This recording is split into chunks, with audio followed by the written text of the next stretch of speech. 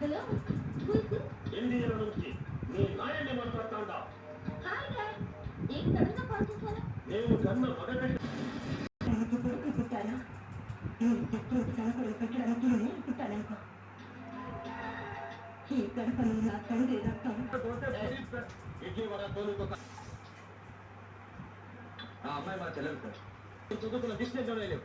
మరి అది ఒప్పుకోకపోతే మరొక నుంచి వెళ్ళిపోతాం. ఆకుల బండపై గారి తమ్ముళ్ళు ఈ సిటీలో మాకు తిరిగేలేదు. నేను తప్పన్నది అందుకు కాదు సార్. ఇలాంటి విషయాలు 10 మంది ఉండగా మాట్లాడటం తప్పు అంటున్నాను. అయితే ఈ అడ్రస్కి వచ్చా ఇవాళ మీ గుడ్లు తగిలేటారా? నేను పెనం మీద ఉండేసి రెడీగా ఉంటాను. ఇంకా ఎప్పుడు ఎప్పుడు ఎప్పుడు ఎప్పుడు ఎప్పుడు